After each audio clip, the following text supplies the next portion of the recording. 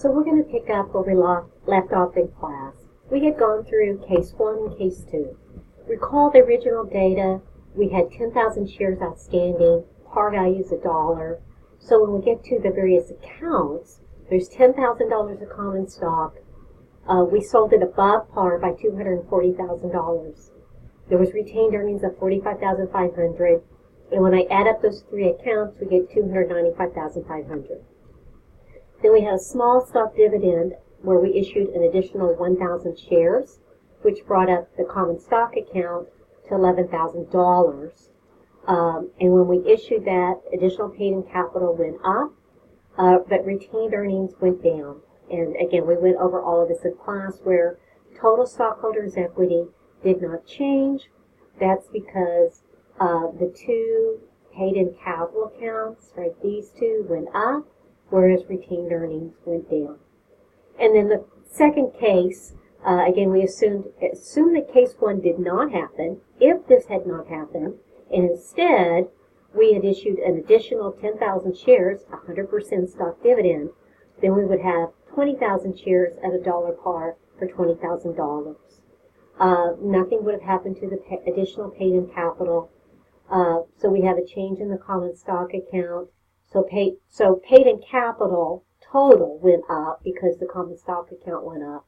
And then comparing from our original to case 2, retained earnings went down.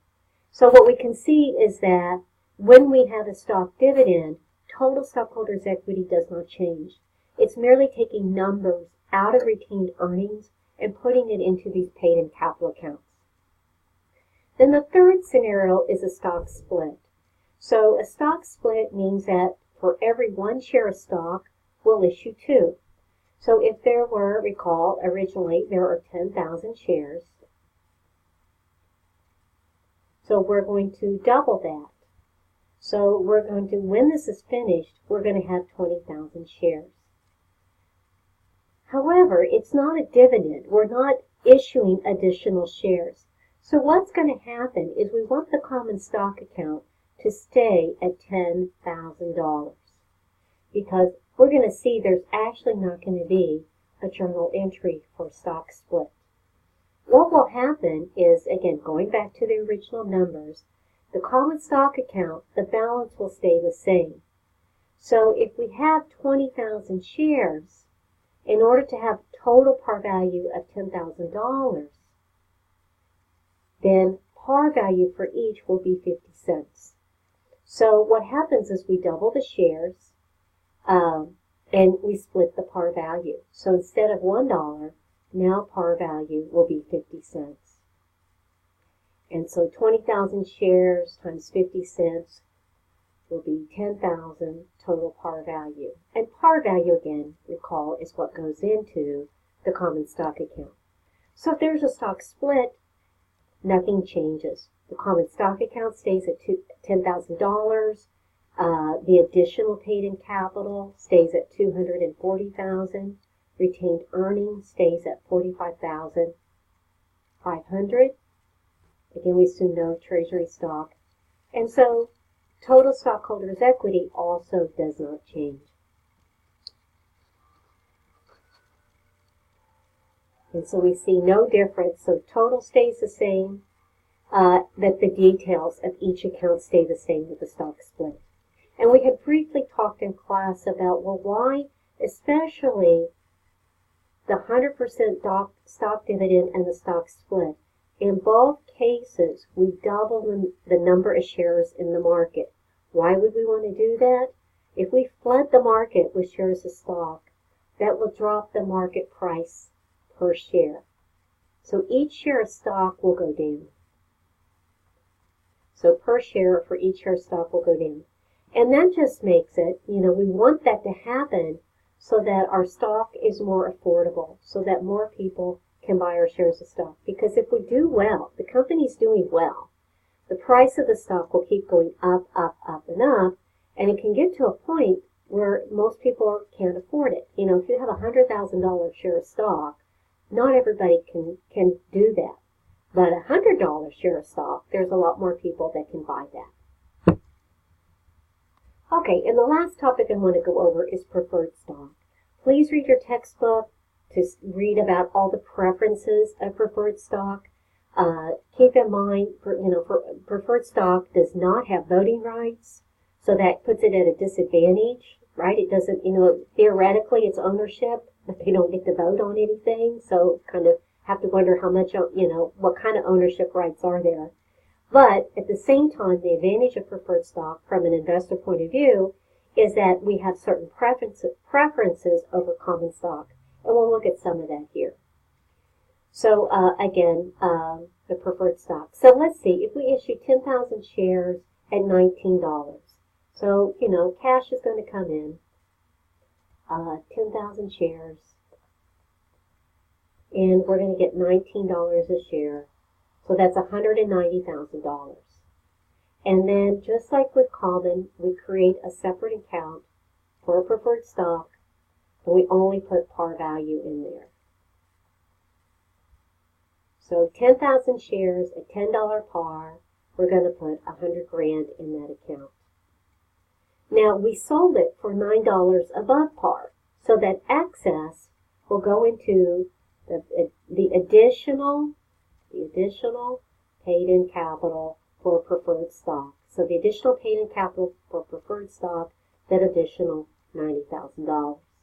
So we account for it very similar to the way we did for common stock. Now, one of the things about preferred stock is that it can have the dividend. First off, you have preferences in the dividend. You have preferred shareholders will get their dividend before common shareholders receive anything. And also, preferred stock may be cumulative. Now, it doesn't have to have that cumulative feature, but it might have the cumulative feature. So let's say that preferred stock has a stated dividend rate of 7%, and that's very common to have a dividend rate. So let's go back here. We can see that our par value is $100,000. So to arrive at the annual dividend, we take the par value times the dividend rate. And so the annual dividend that belongs to the preferred shareholders is $7,000.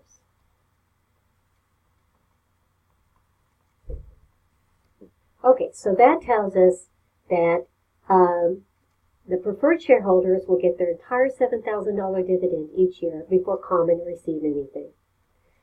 Now let's look at cumulative feature. So here's an example. Let's say that in 2013, total dividends are $100,000. Well, $7,000 of that belongs to preferred shareholders, and common shareholders get everything that's left over. So that sounds good for the common shareholders, right?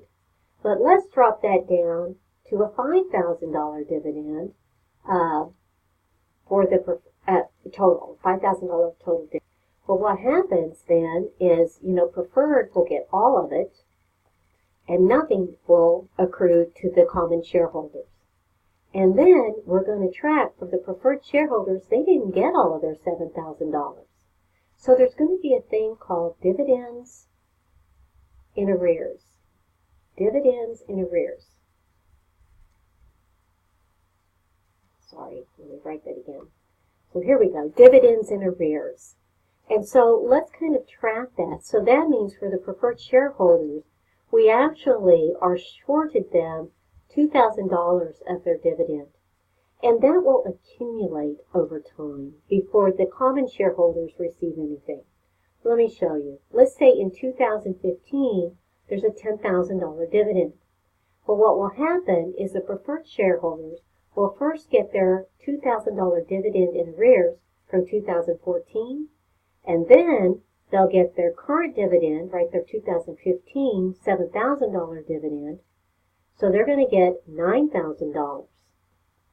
And then anything left over, which is $1,000, will go to the common shareholder. Let's go another year. Let's say there's no dividend. So it's a bad year and the board of directors don't pay out anything. Then that means there would be a $7,000 of dividends in arrears for the common shareholders. They didn't get anything. The annual dividend is $7,000, so we have a $7,000 dividend in arrears. Please note, this is not a liability. Recall, corporations do not have to pay dividends, but once they're declared, they become a legal liability. So even though there's a $7,000 dividend arrears, if the board of directors, after 2016, if they never ever declare a dividend, this will never be a liability for them. They don't have to pay it, but if they declare a dividend, then they do. So let's go to 2017. So in 2017, let's pay a $20,000 dividend. Get rid of that. Okay, so if we do that, too many zeros, right? So if we pay a $20,000 dividend, first we'll pay to the preferred shareholder their $7,000 dividends in arrears, and then their current dividend of $7,000. So the preferred shareholders will get a full $14,000, and the common shareholders will get what's left.